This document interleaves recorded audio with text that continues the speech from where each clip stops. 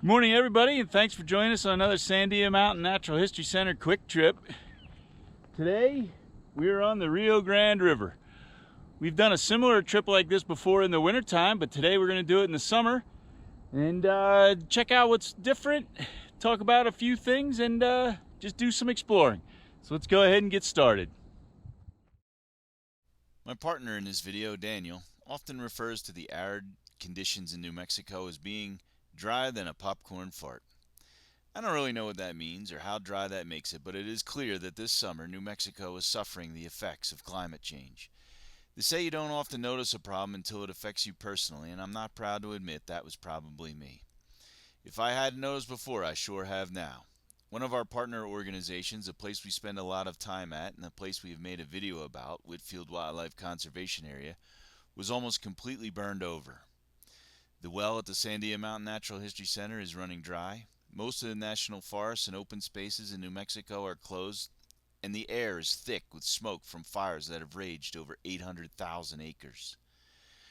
We are in the Rio Grande today because it is one of the few places that we can go, but even this mighty river has not escaped the scourge of our changing climate. Most of this river down south is dry 9 months of the year, and many years it never reaches the Gulf of Mexico. Because of climate change and human demand, the Rio Grande is now one of the most endangered rivers in the entire country. So we're about half a mile in, and the scenery on this trip is amazing. You know, the highlight of this trip isn't so much the rough water or anything, it's the scenery. And it's amazing how close to Albuquerque this all is and how few people get to experience it. Sometimes it's really hard to read the river. We kind of got low, shallow spots, deep spots, and then sometimes, unfortunately, the deep spots are right under trees, so it's really tough to navigate. Sometimes they call these braided rivers, all different channels. Just got to be careful. So the kayak we're in was actually, believe it or not, donated. That's just an incredible act of generosity. But there are other ways that you can support the center. This guy in front of us, Daniel, has been a volunteer with us for over 22 years. So volunteering is another way that you can help support the center if you'd like. Feel free to shoot us an email and we'll let you know what it's all about. These rapids occur when the river drops off a slope or a cliff. The faster the river drops off, the rougher the rapids often. And you can see how much lower Daniel was right there. Woo! Oh.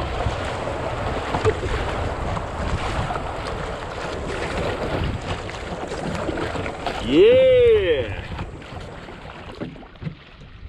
This section of river that we're on is sometimes referred to as the Coronado section.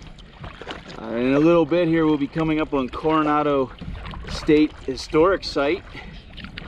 But in 1540, Francisco Coronado came through on his expedition to find the 7 cities of gold. Never did find them, but that's how this section of river got the moniker the Coronado section. The Coronado Monument, though, is actually where Coronado met the Pueblo people that were living here and are still living here today. This whole trip we've been paddling through the Santa Ana Pueblo. This is the bridge under 550.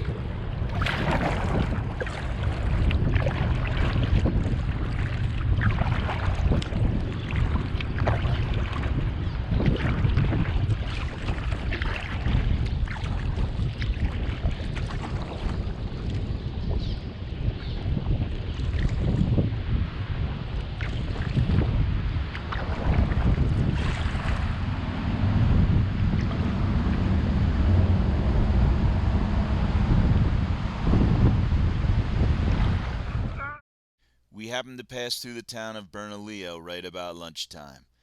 It was too tempting not to stop and sample the local cuisine. I doubt that when Coronado came through that he was able to stop and get some good carne asada tacos. So in the background we're seeing North Peak, which we were at about a month ago, and there was actually snow up there. It's kind of incredible that we've gone from one extreme to another. Today being a very hot day. Well, sometimes you run into problems on these trips, but that's one of the things that kind of makes them fun, and that's one of the reasons why it's so important to be prepared. So in this case, we actually had two ways to fix a hole in the boat. We had a patch kit, but we found the glue in the patch kit was dry. But then we had some duct tape, so hopefully the duct tape's gonna hold. Yep, looks like that's got it. We'll find out though, down the river. Our plan was to kayak up this little tributary, but I guess not today, obviously. The drought really has a hold here in New Mexico, but this little tributary often flows out to the river.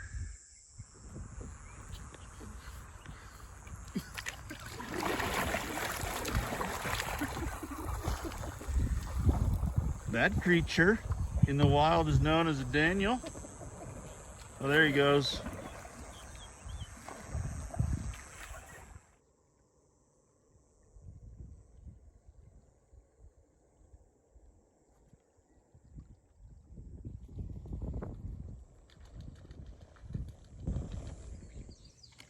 "206 miles to the Gulf of Mexico." So, should be there by this time tomorrow. So we stopped for a second on this little island, scared away some geese. Maybe we scared the crap out of them. There's a lot of goose poo right here. Well, everybody, I hope you have enjoyed today's quick trip. A nice little run down the river is always a fun little adventure on a hot day. Hopefully you have learned something, and hopefully you'll get out and enjoy nature. Till next time, thanks for watching, and we'll see you on the next one.